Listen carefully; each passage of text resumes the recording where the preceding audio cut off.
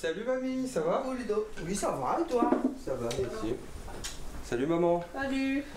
Nous sommes chez ma grand-mère. Salut Louane. C'est ici que je vis depuis l'âge de mes 7 ans. C'était préférable en fait que je vive ici depuis la séparation de mes parents. Pendant longtemps, j'ai ressenti beaucoup de culpabilité et j'ai ressenti une colère envers Dieu parce que j'ai perdu mon grand-oncle avec qui j'avais beaucoup d'affection.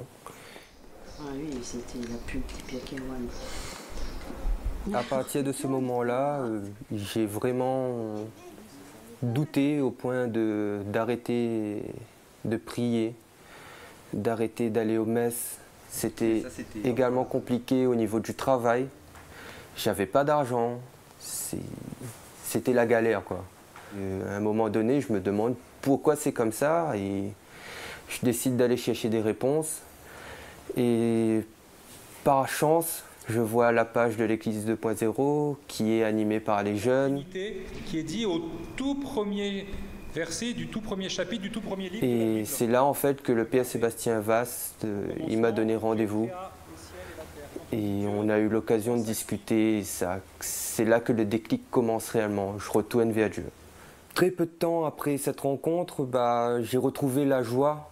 J'ai de nouveau ressenti l'amour et j'ai eu envie de partager tout ça avec les autres. Un chrétien qui prie seul, c'est un chrétien perdu. Ça avait tellement résonné en moi qu'à l'heure actuelle, j'ai toujours l'impression de l'entendre me dire ça. Puis il m'a proposé, pour avoir du changement dans ma vie, de venir à la messe tous les dimanches pendant les 40 jours de carême.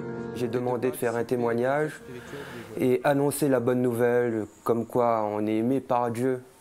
Jésus, il est là et qu'il faut continuer à y croire, même si c'est compliqué. Nous avons besoin de savoir qu'il y a peu de distance entre lui et nous. Nous avons aussi besoin de trouver, pour nous libérer de nos culpabilités, le pardon à travers lui. Pour ma part, il y a une période où j'étais tellement perdu. Salut tout le monde. Depuis que j'ai retrouvé la foi, j'ai tout simplement demandé à Dieu qui me donne les moyens d'aider les autres.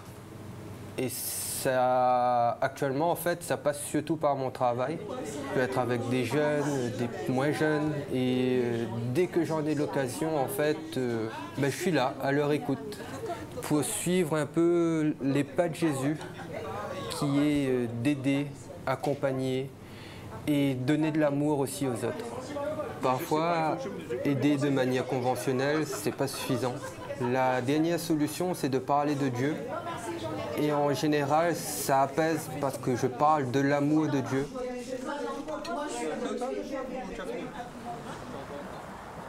Mon objectif pour l'avenir, ce serait de continuer d'évangéliser et pourquoi pas créer un regroupement de jeunes avec mes amis pour qu'on puisse continuer à partager notre foi, notre joie, notre espérance, l'amour qu'on ressent et surtout rappeler aux autres qu'on est aimé de Dieu.